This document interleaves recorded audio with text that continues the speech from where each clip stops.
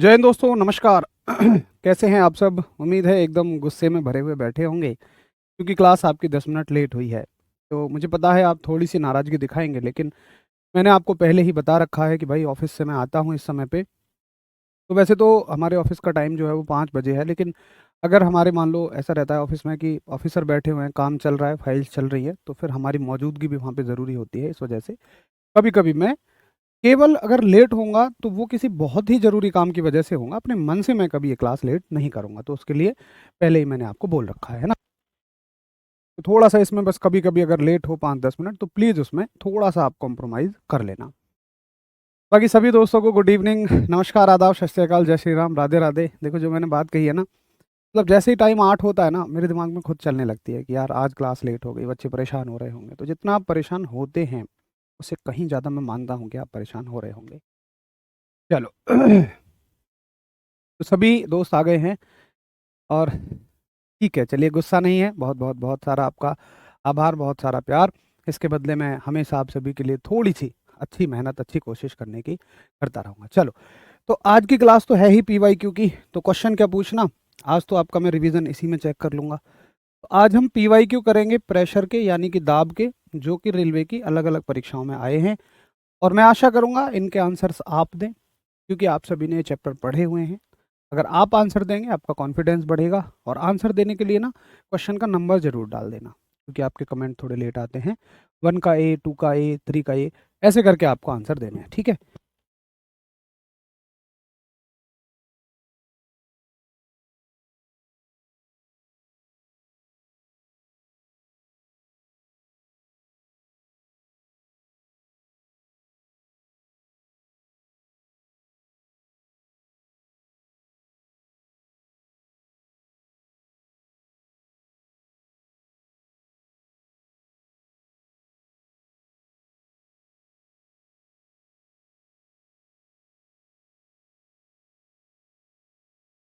चलो, तो पहले क्वेश्चन का कुछ बच्चे ए आंसर कर रहे हैं, कुछ ई आंसर कर रहे हैं। चलो देख लेते हैं एक बार।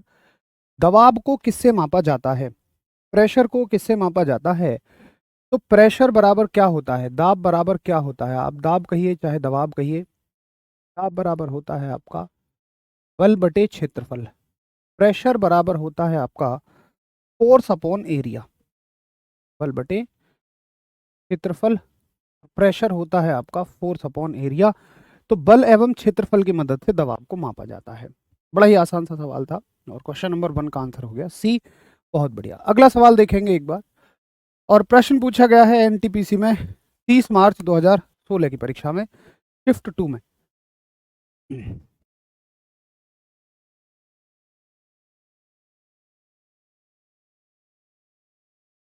करेंगे आप सभी इस क्वेश्चन का सही जवाब, दूसरे क्वेश्चन का।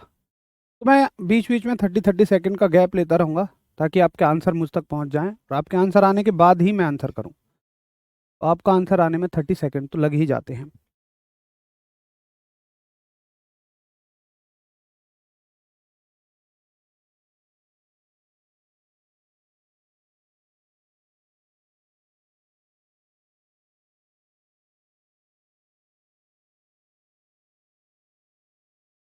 तो दूसरे क्वेश्चन के आंसर आने शुरू हो गए हैं और देखते हैं किसका बेहतर रहेगा। दूसरे का भी सी ही ऑप्शन आ रहा है। अच्छा, देख लेते एक बार। किसी लगाए गए बल के लिए यदि क्षेत्रफल कम है, तो आपके स्तर पे बड़ा ही आसान सा सवाल रहेगा ये। यदि बल कम है, क्षेत्रफल कम है, तो क्षेत्रफल के साथ दाब का उल्टा रिलेशन चलता है। अगर क्षेत्रफल कम है तो दाब कैसा होगा? अधिक होगा। यानी कि प्रेशर कैसा होगा? मोर होगा, ज्यादा होगा। अगर आपका एरिया कम है तो प्रेशर ज़्यादा हो जाएगा। इसमें तो शायद कोई बहुत ज़्यादा सोचने की बात नहीं है, क्योंकि दाब और क्षेत्रफल का हमेशा उल्टा संबंध चलता है।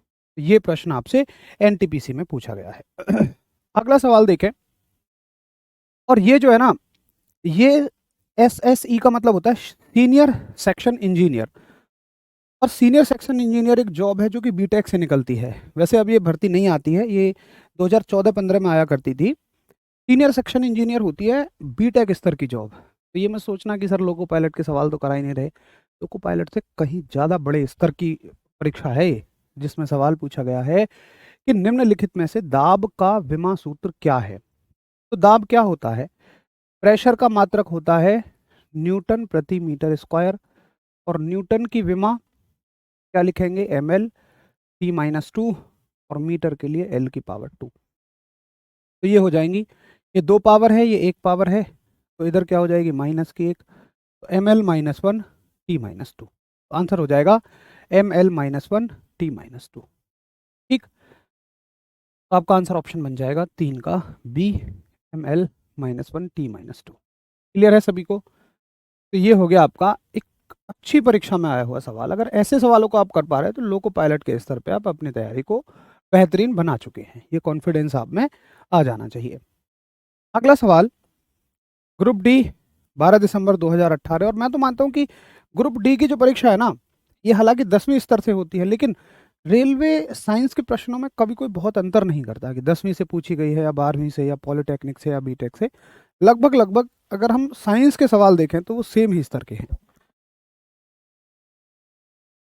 पूछने को तो वो ग्रुप डी में ऐसा सवाल पूछ ले जो लोको पायलट से भी बहुत ज़्यादा हार्ड हो, और पूछने को लोको पायलट में इतना आसान सवाल पूछ ले जो कभी ग्रुप डी में ना पूछा हो। जैसे ही एक तरल पदार्थ की मुक्त सतह से गहराई बढ़ती है, तरल के द्वारा डाला गया दबाव। तो अगर गहराई बढ़ती है तो तरल के द्वारा डाला गया दबाव क्या हो जाता है, बढ़ जाता है। अगर हम इसको कॉन्सेप्चुअल भी समझें तो जैसे जैसे हम गहराई में जाएंगे वैसे वैसे हमारे ऊपर तरल की मात्रा बढ़ेगी, और अगर तरल की मात्रा बढ़ेगी तो हम पर ज़्यादा दबाव लगेगा। तो ये बात तो बिल्कुल क्लियर है। 4 का बहुत बढ़िया सवाल का आंसर सभी का आ रहा है। बाकी इसको अगर हम एक सूत्र की मदद से भी देखें तो मान लो अगर ये कोई लिक्विड भरा हुआ है, कोई भी तरल भरा हुआ है, पानी है, कुछ भी है, और ये डी गहराई तक भरा हुआ है, इसका घनत्व रो है और इसका गुरुत्वीय त्वरण जी है, तो दाब का फॉर्मूला क्या होता है, रो जी डी। अगर गहराई को बढ़ाओगे, इसकी वैल्यू में बढ़ोतरी होगी, तो सीधी सी बात है इसकी वैल्यू में भी बढ़ोतरी होगी। इस बात को आप चाहे कॉन्सेप्चुअली समझे चाहे फॉर्मूले से, शायद समझना बड़ा ही आसान है। तो क्या कहेंगे आप कि दाब बढ़ जाता है। और फोर्थ क्वेश्चन का आंसर भी सभी का सी है। बहुत बढ़िया, वेरी गुड, शानदार। अगला सवाल देखें, ये लो, ये एएलपी स्टेज 2 की परीक्षा में आया हुआ सवाल है। स्टेज 1 भी नहीं, स्टेज 2 की परीक्षा में 8 जनवरी 2019 का आया हुआ सवाल है। और सवाल कहता है कि शुद्ध पानी का घनत्व लवणयुक्त पानी के घनत्व से बताओ कैसा होता है। शुद्ध पानी का घनत्व लवणयुक्त पानी के घनत्व से। इसका आंसर तो मैं पूरी तरह आपसे चाहूंगा, ताकि आपको एक कॉन्फिडेंस आए कि हम सीबीटी 1 और सीबीटी 2 दोनों की तैयारी करके चल रहे हैं।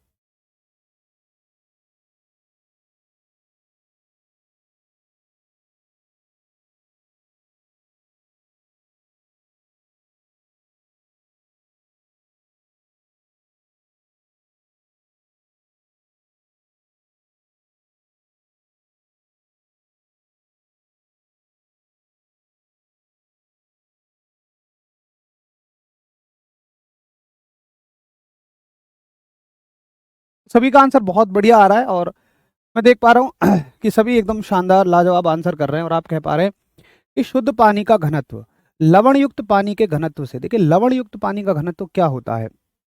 लवण का मतलब कुछ भी उसमें आप इम्प्योरिटी मिलाएंगे, कुछ भी मिला सकते हैं भाई, उसमें मान लो आप नमक ही मिला दो, ये भी तो एक लवण है। अब लवण मिलाने से क्या होती है, चीज़ें भारी हो जाती हैं। जैसे समुद्र का पानी थोड़ा भारी हो जाता है, तो सादा पानी जो रहेगा आपका, सिंपल वाटर जो रहेगा, वो तो भारे पानी की तुलना में हल्का ही होगा।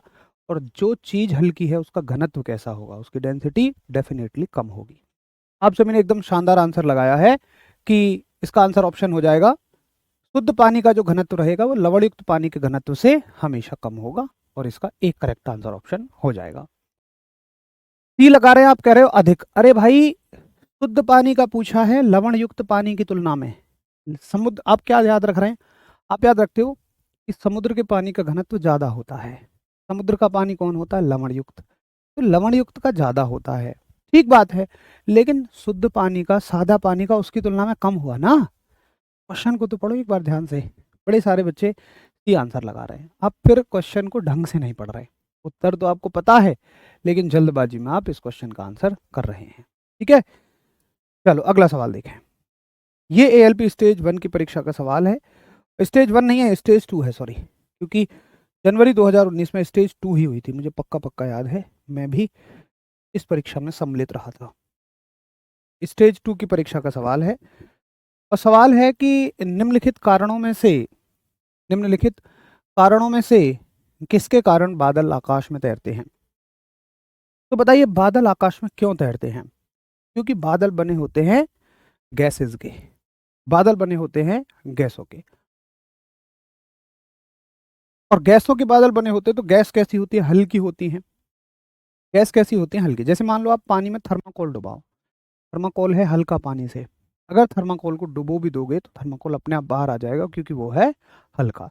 तो जो हल्की चीजें होती है वो अपने आप ही ऊपर उठती हैं। गैस भी हल्की होती है, यानी कि इनका घनत्व कम होता है।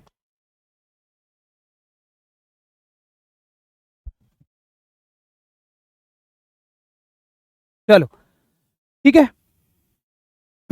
तो निम्न घनत्व होता है। अगला सवाल देखेंगे आप एक बार। क्वेश्चन कहता है बर्फ पानी पर तैरता है, और ये भी एएलपी की परीक्षा में सीबीटी 1 में शिफ्ट 2 में 20 अगस्त को पूछा गया सवाल कि बर्फ पानी पर तैरती है क्योंकि इसका घनत्व। अगर कोई भी चीज तैरेगी तो इसका क्या कारण है? इसका कारण है कि वो पानी से हल्की है, और हल्की होने का मतलब उसकी डेंसिटी, उसका घनत्व पानी से कम है। तो बर्फ पानी पर तैरती है क्योंकि इसका घनत्व पानी से कम होता है। और सभी का आंसर ऑप्शन 7वें का बढ़िया भी आ रहा है। देखो मैं मान रहा हूँ कि अगर आपने अच्छे से क्लास ली है ना तो आप इनको बड़ी आराम से सॉल्व करते जा रहे होंगे। और एएलपी की परीक्षा में खास बात है कि साइंस जो है ना वो टॉपिक्स ज़्यादा है, सिलेबस ज़्यादा है, मुश्किल का लेवल, डिफिकल्टी लेवल उतना ज़्यादा नहीं होता। अब जैसे मान लो ग्राफ टॉपिक है, ग्राफ टॉपिक हम किसी क्लास में नहीं कराते कांस्टेबल स्तर की में, और आप में से ज़्यादातर ने कांस्टेबल स्तर की तैयारी की है, तो फिर वो आपने कभी पढ़ा ही नहीं है तो आप उसका आंसर कभी नहीं कर पाएंगे। अगर मैं बहुत सारे और टॉपिकों की बात करूं तो जिन्हें तुम कभी पढ़ते ही नहीं हो भाई, उसका क्वेश्चन तो आसान आए चाहे मुश्किल, तुम कर ही नहीं पाओगे।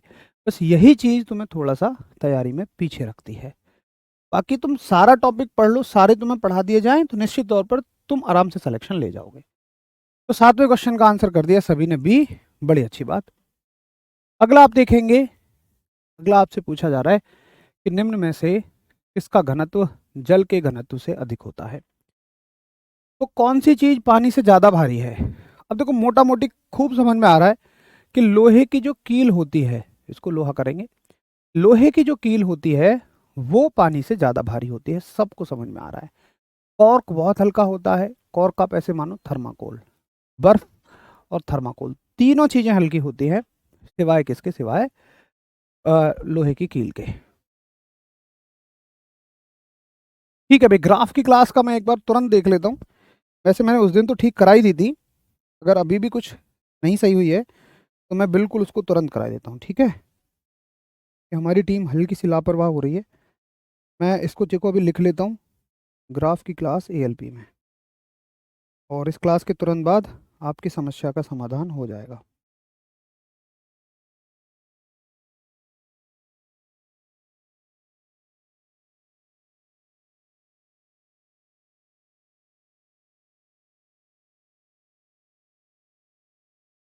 ठीक है, चलो बहुत बढ़िया, वेरी गुड। अब 8वें सवाल का आंसर सभी का हो गया सी, वेरी गुड, बहुत जबरदस्त। ग्राफ की क्लास इस क्लास के तुरंत बाद मिलेगी, परेशान मत होइए। अब एनटीपीसी 30 मार्च 2016 शिफ्ट 1 का वह सवाल है। सवाल आपसे कह रहा है एक ब्लॉटिंग पेपर स्याही कैसे सोखता है? तो अगर आपने क्लास को अच्छे से देखा होगा तो मैंने ब्लॉटिंग पेपर का डायग्राम लगा के आपको सिखाया, समझाया एक ब्लॉटिंग पेपर स्याही क्यों सोखता है। क्योंकि ब्लॉटिंग ब्लॉटिंग पेपर क्या होता है? टिश्यू पेपर मान लो, टिश्यू पेपर का एक सिरा स्याही में रखो, कटोरी में स्याही भर लो, और एक सिरा उसका स्याही में रखो, तो स्याही अपने आप ही उसमें ऊपर चढ़ जाती है। क्यों? क्योंकि उसमें होती हैं बारीक बारीक कागज की केश नलियाँ, जो कि इंक को एब्जॉर्ब करती हैं, स्याही को सोखती हैं। तो ब्लॉटिंग पेपर स्याही क्यों सोखता है? केशिका क्रिया के द्वारा, कैपिलरी एक्शन के द्वारा। ठीक है, चलो अगला सवाल देखेंगे। अगला सवाल है मिट्टी का तेल लालटेन बत्ती में इनमें से किस गुण के कारण ऊपर चढ़ता है?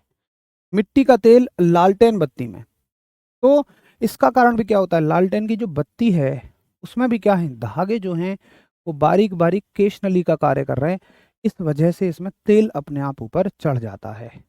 10वें क्वेश्चन का भी एकदम बढ़िया आंसर है। क्या आंसर लगा रहे हैं सभी लोग? बी। 9वें का बिल्कुल बी है, बहुत बढ़िया, एक बच्चा कंफर्म कर रहा था। और 10वें का भी हमने क्या लगा दिया? बिल्कुल बी। Jai Shankar, I love you too, बहुत सारा प्यार शेर। चलो, अच्छा एक बात बताइए, 10 क्वेश्चन अब तक हमने कर लिए, और पता है ऐसा नहीं है कि ये क्वेश्चन प्रीवियस ईयर है तो उसके हिसाब से मैंने कोई अपनी थ्योरी डिज़ाइन कर ली है और बस थ्योरी में वो पॉइंट पढ़ा दिए हैं जिससे आप प्रीवियस ईयर क्वेश्चन कर लें। आप अगर मेरी एक अच्छे स्तर की दूसरी क्लास देखें, अच्छे स्तर का मतलब जिसमें साइंस ठीक पूछी जाती हो, तो उसमें भी ये पॉइंट्स आपको अवश्य मिलेंगे। हाँ, प्रीवियस ईयर का एनालिसिस करके मैंने उन पॉइंट्स पे ज़्यादा ध्यान दिया है जो आपकी परीक्षाओं में पूछे गए हैं। एक बार ये बताइए कि थोड़ा सा कॉन्फिडेंस राइज अप हो रहा है? मेरे हिसाब से तो अभी तक जिस बच्चे ने बहुत अच्छे से क्लास ली है, एक भी सवाल उसका बाहर नहीं गया होगा, एक भी कोई सवाल बाहर नहीं गया होगा। बड़े आराम से आप सारे सवालों का आंसर कर रहे होंगे। तो आशा करता हूँ कि आपका कॉन्फिडेंस बिल्कुल राइज अप हो रहा होगा।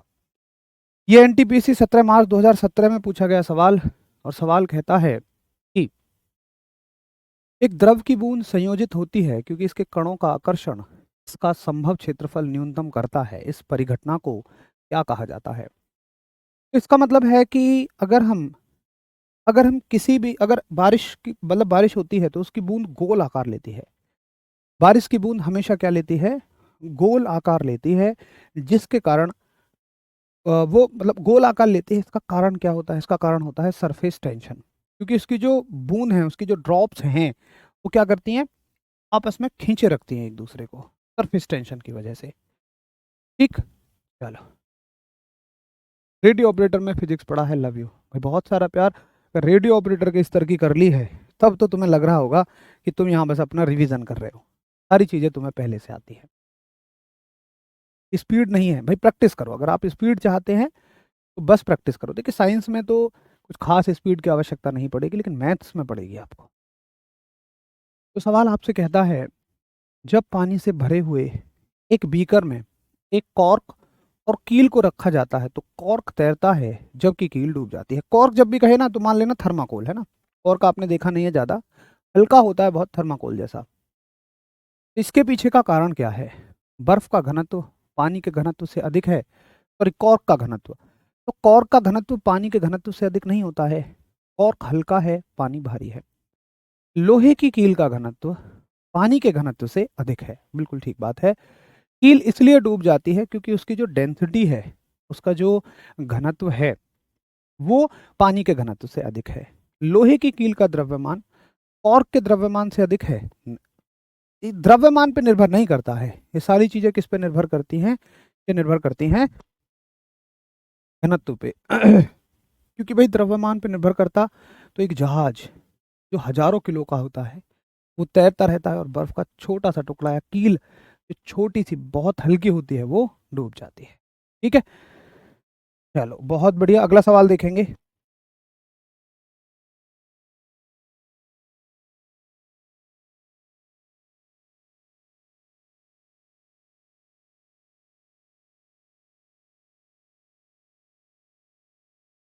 चलो, सवाल कहता है आपसे, बर्नौली का प्रमेय किसके संरक्षण पर आधारित है? और इस क्वेश्चन का तुम आंसर कर दो ना तो तुम्हारा कॉन्फिडेंस अपने आप बढ़ेगा, क्योंकि ये आरआरबी जेई का सवाल है। और पता है जेई होता है जैसे एसएसई होता था ना, सीनियर सेक्शन इंजीनियर, वैसे ही जेई होता है। ये बीटेक वाले एलिजिबल होते थे इस परीक्षा में, तो अभी भी होती है मेरे हिसाब से। शायद 2017 के आसपास पिछली बार हुई थी, और इस साल भी होने की संभावनाएं हैं। आरआरबी जेई बीटेक स्तर की परीक्षा है, पॉलिटेक्निक स्तर की परीक्षा है। इसके क्वेश्चंस आप कर पा रहे हैं तो सब कुछ बढ़िया है। आपसे पढ़ने के लिए ही क्लास ली है, चलिए बहुत बढ़िया। अगर आपने इतना भरोसा दिखाया है तो पूरी कोशिश हम मिलकर करेंगे कि इस बार एक सरकारी नौकरी हासिल करें। और बर्नौली की प्रमेय सभी जानते हैं। बर्नौली साहब ने कहा था कि द्रव की जो तीनों ऊर्जाएं हैं, जो तीनों एनर्जी हैं, इनका योग हमेशा संरक्षित रहेगा। यानी कि आपस में अगर एक एनर्जी घटेगी तो दूसरी बढ़ जाएगी, लेकिन ओवरऑल इनका जो सम है वो हमेशा कैसा रहेगा? कांस्टेंट रहेगा। तो बर्नौली की प्रमेय किस संरक्षण पर आधारित है? ये ऊर्जा संरक्षण के सिद्धांत पर आधारित है। और आपका आंसर ऑप्शन हो गया डी। बहुत बढ़िया, वेरी गुड। एक बच्चे ने 14th क्वेश्चन का आंसर दिया था। भाई 14 तो आया भी नहीं है। अगला सवाल, एनटीपीसी 2021 का सवाल है कि द्रवों में घर्षण को क्या कहा जाता है? द्रवों में घर्षण को, तो ये भी शायद चीज हमने पढ़ी थी कि जैसे सॉलिड्स में यानी कि ठोसों में घर्षण लगता है जो उसकी गति का विरोध करता है, वैसे ही द्रवों में भी घर्षण लगता है जो उनके चलने का विरोध करता है। इसको क्या बोलते हैं हम? कल की ही क्लास में हमने सीखा, इसको बोलते हैं शानता यानी कि विस्कोसिटी। क्या मेरी बात सही है? इसको कहा जाता है शानता यानी कि विस्कोसिटी। चलो अगला सवाल देख लेते हैं। और अगला सवाल है एएलपी की परीक्षा में पूछा गया सवाल, 13 अगस्त 2018, शिफ्ट फर्स्ट। उत्प्लावकता यानी बयांसी के सिद्धांत के आधार पर जहाज पानी में तैरता है। बड़ी अच्छी बात। सर्वप्रथम इस सिद्धांत की पहचान करने का श्रेय किस वैज्ञानिक को दिया जाता है? जरा क्वेश्चन का स्तर तो देखिए, केवल वैज्ञानिक का नाम पूछा है और हर बच्चा जानता होगा कि आर्किमिडीज साहब ने हमें ये दिया था। अगर मैं बाकी वैज्ञानिकों को देखूं तो नील बोर साहब ने परमाणु का मॉडल दिया था, परमाणु का मॉडल यानी कि इन्होंने एटॉमिक मॉडल दिया। केपलर साहब ने दिए ग्रहों की गति के नियम, ग्रहों की गति के नियम, ठीक है।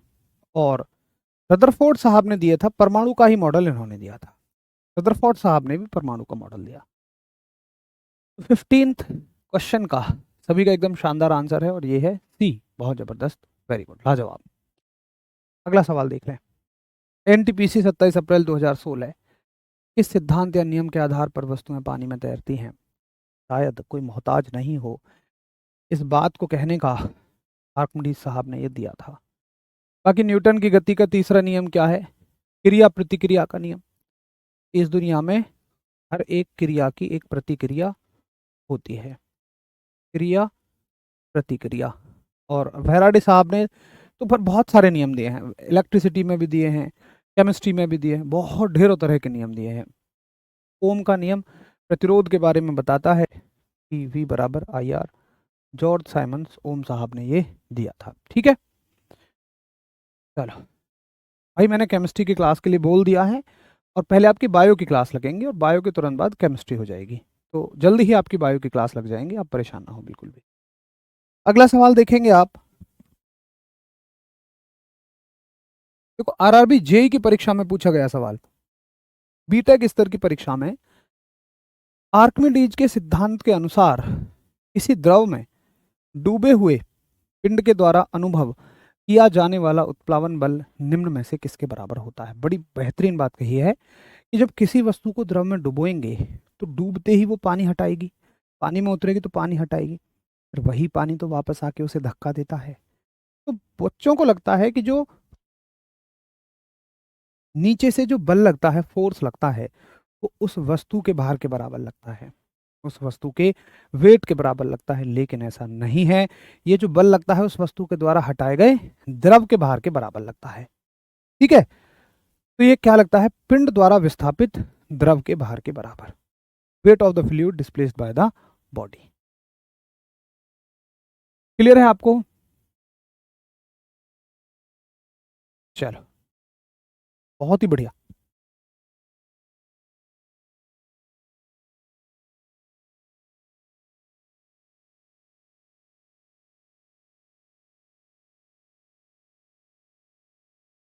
अगला सवाल है, ऊपरी प्रणोद और भार में प्रयुक्त होते हैं। ऊपरी प्रणोद और भार, अब देखिए प्रणोद क्या होता है, जैसे हम किसी वस्तु को मान लो पानी में डुबोते हैं, ठीक है, हम किसी भी वस्तु को पानी में डुबोते हैं तो इस पर एक बल लगता है जिसको हम भार कहते हैं, तो भार नीचे की ओर लगता है, लेकिन इस पर एक साथ ही उत्प्लावन बल भी लगता है जिसको हम प्रणोद कह सकते हैं। तो प्रणोद नीचे लगेगा, सॉरी प्रणोद ऊपर लगेगा, भार नीचे लगेगा। तो ये दोनों कहाँ होते हैं? विपरीत दिशा में होते हैं, दोनों के दोनों ऑपोजिट डायरेक्शन में होते हैं, ठीक है। चलो बहुत बढ़िया। अगला सवाल देखेंगे, आरआरबी एनटीपीसी 6 अप्रैल 2021 की परीक्षा में पूछा गया सवाल कि निम्नलिखित में से कौन सा आर्किमिडीज के सिद्धांत पर आधारित नहीं है? बताएंगे एक बार सभी।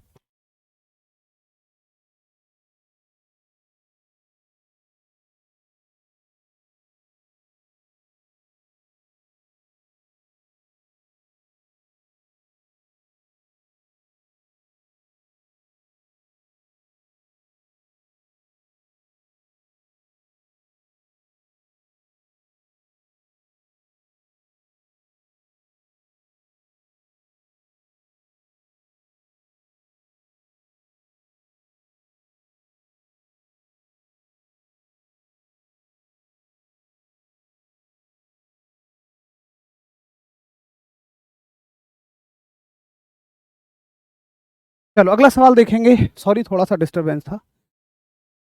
निम्नलिखित में से कौन सा आर्किमिडीज के सिद्धांत पर आधारित नहीं है? बताइए। देखो, लैक्टोमीटर इसी सिद्धांत पे कार्य करेगा। हवाई जहाज के पंखों की डिजाइनिंग, ये डिजाइनिंग इस सिद्धांत पे आधारित नहीं है। पनडुब्बियों की डिजाइनिंग इसी सिद्धांत पे आधारित है, और हाइड्रोमीटर भी इसी सिद्धांत पे आधारित है। ये इस सिद्धांत पे बिल्कुल भी आधारित नहीं है। ठीक है, क्योंकि डिजाइनिंग तो भाई किस हिसाब से होती है? एरोडायनामिक्स के हिसाब से होती है, वो वायु गतिकी के हिसाब से होती है, उसमें इसका कोई भी रोल नहीं है।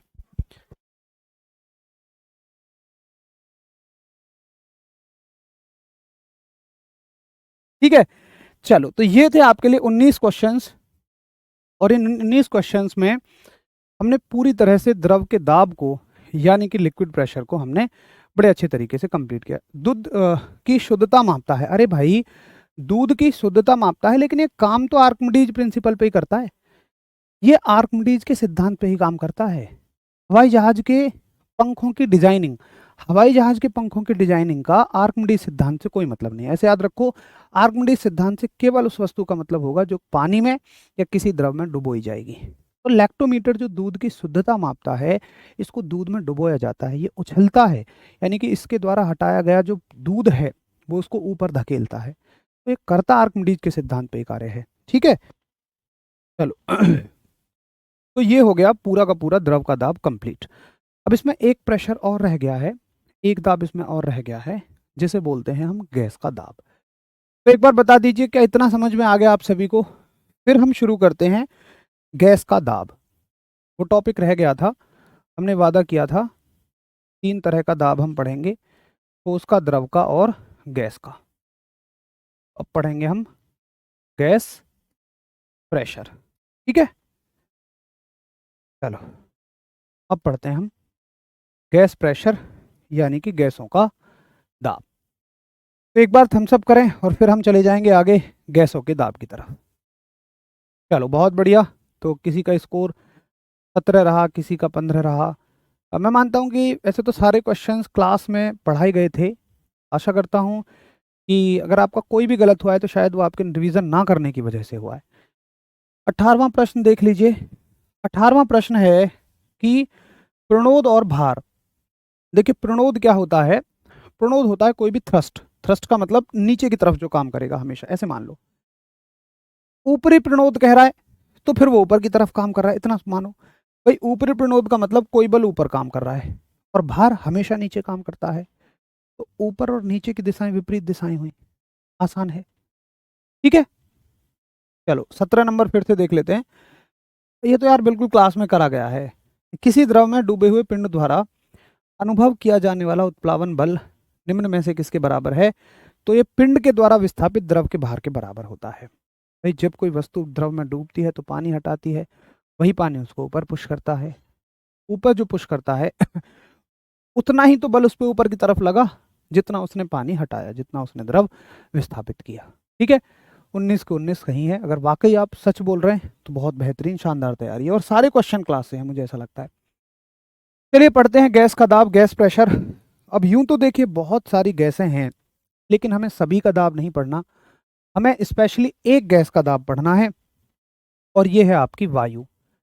हमें पढ़ना है वायु का दाब, यानी कि प्रेशर ऑफ एयर।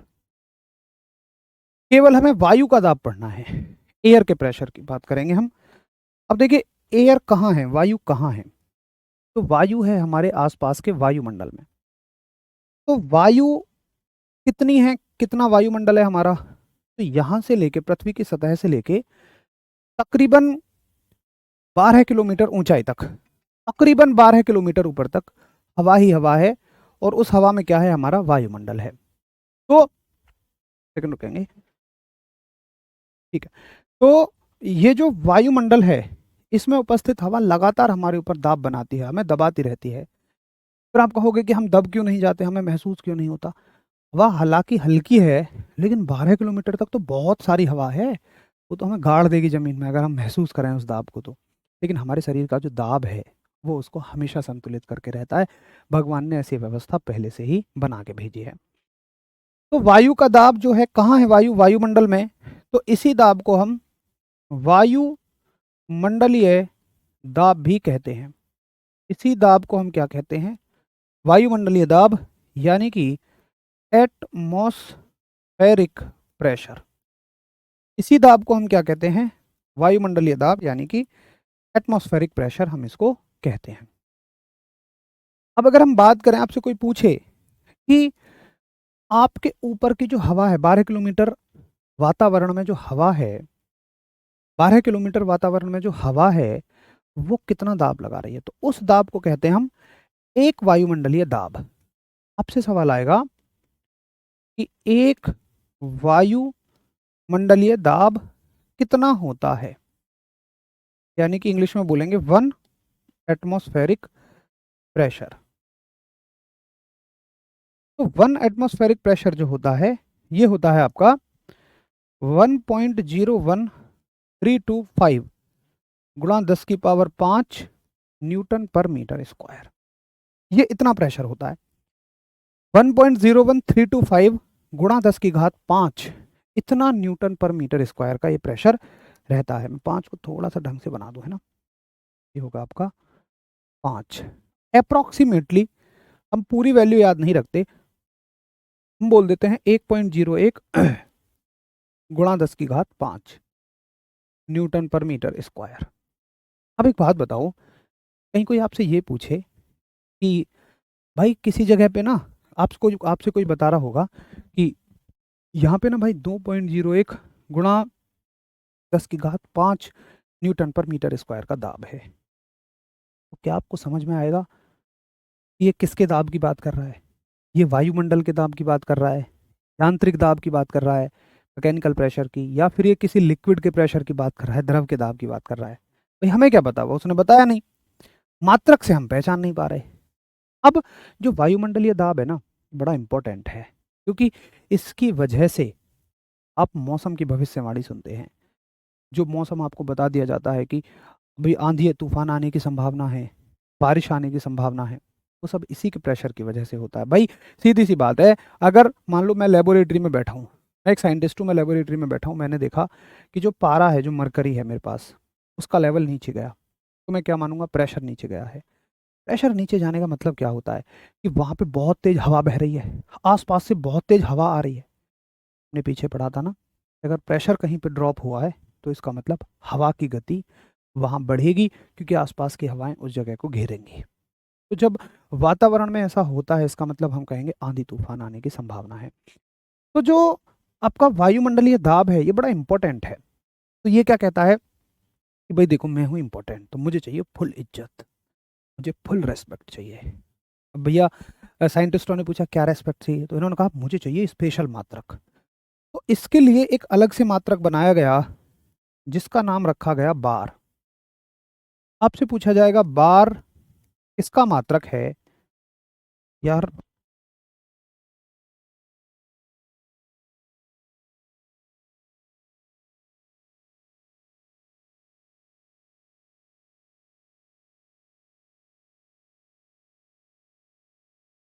बार क्या होता है? वायुमंडलीय दाब का मात्रक। तो मंडलीय वायुमंडलीय दाब का मात्रक, यानी कि बार क्या है? Unit of atmospheric pressure. आपसे ये पूछा जाएगा। अगर ये प्रेशर की यूनिट है तो एक बार में कितने न्यूटन पर मीटर स्क्वायर होते हैं? तो आप याद रखेंगे एक बार में 10 की घात 5 न्यूटन पर मीटर स्क्वायर होंगे। ये बड़ा इंपॉर्टेंट सवाल है, ये बहुत इंपॉर्टेंट सवाल है। अब आपसे ये भी पूछा जाएगा, साथ ही यहाँ ये बताइए अगर एक बार में 10 की घात 5 न्यूटन पर मीटर स्क्वायर होते हैं तो क्या, मुझे ये बताइए, मैं इसको ऐसे लिख दूं, मैं इस वैल्यू को ऐसे लिख दूं 1.01, और भाई इस पूरे की जगह क्या लिख सकता हूं मैं, इस पूरे की जगह तो एक बार लिख सकता हूं, तो यहाँ पे खाली मैं लिख दूंगा बार।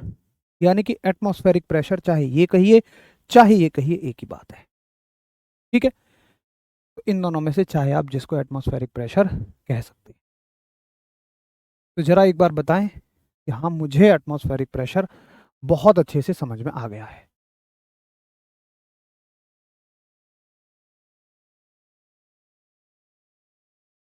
तो अब पहले आप सोचते होंगे कि वायुमंडलीय दाब के मात्रकों को एक साथ पढ़ते होंगे कि क्या न्यूटन पर मीटर स्क्वायर, क्या पास्कल, क्या बार, लेकिन आप समझ पा रहे होंगे कि हर एक मात्रक की अपनी एक अलग इंपॉर्टेंस है। ठीक है, तो एक बार सभी थम्सअप करेंगे, और इतना नोट हो गया है और समझ में भी आ गया है, इस बात की पुष्टि करेंगे।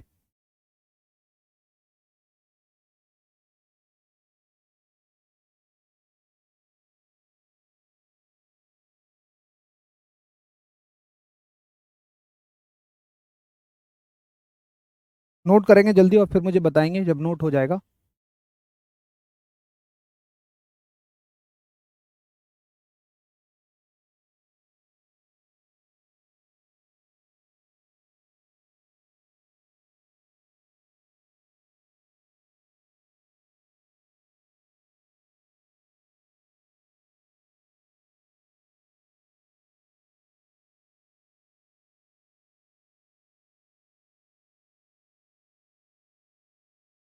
बहुत बढ़िया। ठीक है, चलो अब देखो इसका यूज क्या है। तो मैंने आपको बताया कि इसका यूज मौसम वगैरह की भविष्यवाणी करने में होता है। अब क्या करते हैं हम कि जो लेबोरेटरी होती है उसमें रखा होता है थर्मोमीटर, और थर्मोमीटर में पारे का स्तर ऑब्जर्व किया जाता है। अब पारे के स्तर में तीन बातें हो सकती हैं। जैसे मान लीजिए ये हमारा थर्मोमीटर है, या बैरोमीटर, सॉरी थर्मोमीटर नहीं, बैरोमीटर। बैरोमीटर क्या मापता है, ये वातावरण का दाब मापता है। तो किस आधार पे मापेगा कि ये इसमें पारा भरा हुआ है। अब ये पारा हो सकता है, तीन बात इसमें हो सकती हैं। या तो पारे का स्तर, पारे का स्तर यानी कि लेवल ऑफ मरकरी, जो लेवल ऑफ मरकरी है, या तो वो हो सकता है कि अचानक नीचे आए। ठीक है, या तो वो अचानक नीचे आएगा, या वो धीरे धीरे नीचे आएगा, धीरे धीरे नीचे जाएगा आएगा, या वो ऊपर जाएगा। और ऊपर में अचानक ऊपर नहीं जाता, ये धीरे धीरे ऊपर जाता है। तो देखिए अगर अचानक ऊपर जाएगा तो आप, अचानक नीचे आएगा तो आप मान लेना कि वहां पे आंधी आने वाली है। जिस जगह पे लेवल एक साथ नीचे जाएगा वहां पे आंधी तूफान, और जहां धीरे धीरे नीचे आएगा वहां पे बारिश आने वाली है, और जहां ऊपर जाएगा, ऊपर जाने का संकेत होता है साफ मौसम। ठीक है, ये वेदर क्लीन होने वाला है। सीधे सीधे इस तरह के सवाल आपसे पूछे जाते हैं। ठीक है, बैरोमीटर एटमॉस्फेरिक प्रेशर मापता है और ये आपका बैरोमीटर ही है। अब देखिए एक सवाल आपसे और पूछा जाएगा इससे संबंधित, ये तो पारे के स्तर से संबंधित हो गया। अच्छा, इसको नोट कर ले, फिर अगले क्वेश्चंस लिखते हैं। अब देखो प्रेशर कोई भी हो, दाब कोई भी हो, इसकी डायमेंशन यही होगी। मैनोमीटर क्या मापता है, मैनोमीटर गैस प्रेशर मापता है, गैसों का दाब मापता है। आपको ट्रिक से तो पढ़ाया था। वेरी गुड दीपक, बहुत बढ़िया। तो फटाफट से इसको एज इट इज नोट करेंगे, और देखिए क्या क्वेश्चन आते हैं। क्वेश्चन आएगा कि ऊंचाई बढ़ने से दाब पे क्या फर्क पड़ता है। अगर गहराई बढ़ने से दाब बढ़ता है, ऊंचाई बढ़ने से, ऊंचाई बढ़ने से दाब क्या होता है, ऊंचाई बढ़ने से दाब घटता है। ऊंचाई बढ़ने का मतलब क्या है, भाई पानी में तो ऊंचाई को कहेगा नहीं, वो कहेगा हवा में, हवा में ऊंचाई बढ़ रही है। तो जैसे जैसे आप ऊपर जाएंगे हवा की मात्रा आपके ऊपर कम होगी, कम होगी तो दाब घटेगा। तो ऊंचाई बढ़ने से दाब घटता है। आप कहोगे on increasing height, on increasing height pressure decreases. ठीक है, ये सवाल हो गया। अब ऊंचाई बढ़ने से दाब जो है वो घट जाता है। अगला क्वेश्चन आता है कि बताइए पहाड़ों पर खाना देरी से पकता है। क्वेश्चन आएगा पहाड़ों पर खाना देरी से पकता है। अगर आप मान लो यहाँ 1 किलोग्राम दाल पकाने बैठे हैं, तो अगर वो 15 मिनट में पकेगी, तो पहाड़ों पर वही दाल सेम बर्तन में आधा घंटे में पकेगी। क्यों? पहाड़ों पर खाना देरी से पकता है। अब देखो इसका रीज़न क्या है। क्योंकि भाई पहाड़ों पे आप गए हो तो निश्चित ही ऊंचाई बढ़ी है ना। आपकी जो हाइट है वो कैसी हुई है? बढ़ी है। अब अगर हाइट बढ़ेगी तो आप याद रखेंगे कि प्रेशर जो है, दाब जो है वो ऊंचाई बढ़ने से दाब घटता है। अभी अभी हमने सीखा प्रेशर घटता है। अच्छा, अगर प्रेशर घटेगा तो पानी का जो बॉइलिंग पॉइंट है,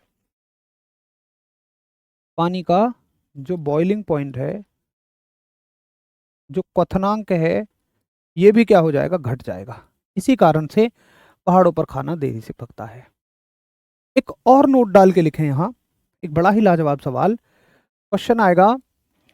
प्रेशर कुकर में प्रेशर कुकर में खाना देरी से पकता है। ये क्वेश्चन है और ये इनके आंसर हैं। तो आप यहाँ ANS लिख सकते हैं आंसर, ये भी इसका आंसर है। ये क्वेश्चन है प्रेशर कुकर में खाना जल्दी पकता है। भाई आपने देखा भी होगा कढ़ाई की तुलना में प्रेशर कुकर में खाना जल्दी पकता है। क्यों? क्योंकि प्रेशर बढ़ा रहे हो आप, दाब बढ़ा रहे हो। देखिए दाब के घटाने से क्वथनांक घटता है, लेकिन दाब के बढ़ाने से, प्रेशर के बढ़ाने से जो बॉइलिंग पॉइंट होता है, मैं शॉर्ट में लिखता हूँ, क्वथनांक ये बढ़ जाता है। ठीक है, दाब बढ़ाने से क्वथनांक बढ़ता है इसलिए खाना जल्दी पकेगा, दाब घटाने से क्वथनांक घटता है इसलिए खाना देरी से पकेगा। तो उम्मीद करता हूँ आपने नोट कर लिया होगा और बढ़िया आपको समझ में भी आया है। तो ये सारे क्वेश्चन इस तरीके से आएंगे। हाइट बढ़ाने से बढ़ता है, ये किसने कह दिया यार? अब देखो हाइट तुम किसको ले रहे हो? क्या पानी में अंदर जाने को हाइट कहोगे? नहीं, पानी में अंदर जाने को कहोगे गहराई, हवा में ऊपर जाने को कहोगे हाइट। हाइट बढ़ेगी तो प्रेशर घटेगा। बहुत बढ़िया बिरजू, वेरी गुड। चलो, तो आप सभी नोट करेंगे, ये बहुत बेहतरीन सवाल हैं, मतलब एज इट इज पूछे जाते हैं। एक दो सवाल और हैं जो एज इट इज पूछे जाते हैं, उनको नोट करेंगे, उनको पढ़ेंगे। पहले आप इसको नोट कर लीजिए।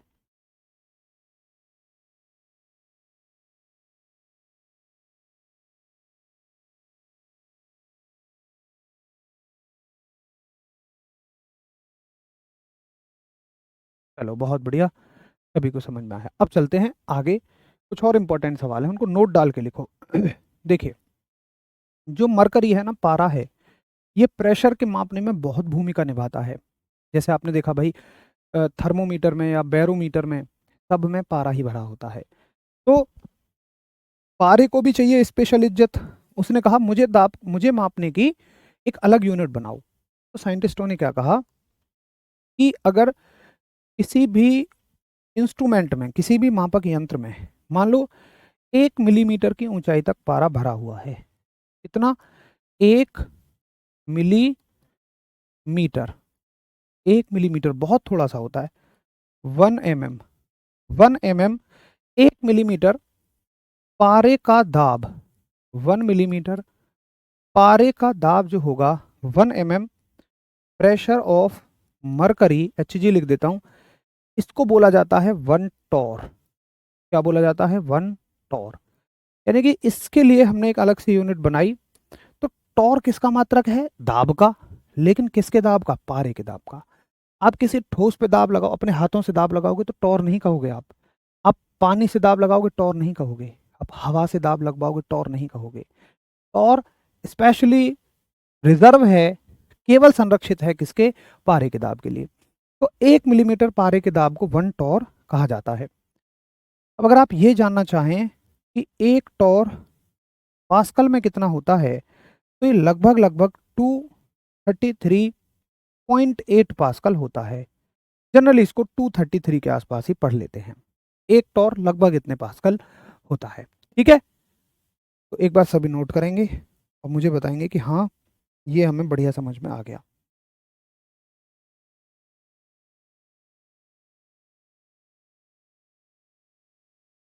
वन 133.8 होता है, हाँ ओ सॉरी, बिल्कुल 133, सॉरी 2 नहीं 133। आप इसको पॉइंट में कुछ लीजिए मत, लगभग ये 133 होता है। ठीक है, इतना कभी नहीं पूछा जाता पॉइंट में, बस 133 पास्कल 1 मिलीमीटर पारे का दाब होता है। ठीक है, विस्कोसिटी को हाइग्रोमीटर से मापते हैं। बहुत बढ़िया दीपक, वेरी गुड। तो ये एक कुछ नोट था। अब मुझे नहीं लगता कि इस चैप्टर में शायद कुछ रह गया है। हमने ढूंढ ढूंढ के हर एक चीज़ को पढ़ा है, हर एक टॉपिक को पढ़ा है। कांस्टेबल स्तर पे कभी इन बातों का जिक्र भी नहीं करते हम। बस यही फ़र्क है कांस्टेबल स्तर के सिलेबस में और आपके सिलेबस में, कि इसमें आपका सिलेबस ज़्यादा है, हर एक चीज़ को हमें पढ़ना होता है। तो भाई आशा करूँगा नोट हो गया होगा, सब कुछ बढ़िया समझ में आ गया होगा। थोड़ा सा बड़ा करने की आप कह रहे हैं, तो मैं इसका साइज़ थोड़ा सा बढ़ा देता हूँ, ये लीजिए। ठीक है, चलो। तो कल हम एक नया चैप्टर शुरू करेंगे जिसका नाम रहेगा आपका साउंड, यानी कि ध्वनि, और बाकी सारी चीज़ों को हम इसमें पढ़ेंगे। तो मिलते हैं कल, नमस्कार, धन्यवाद।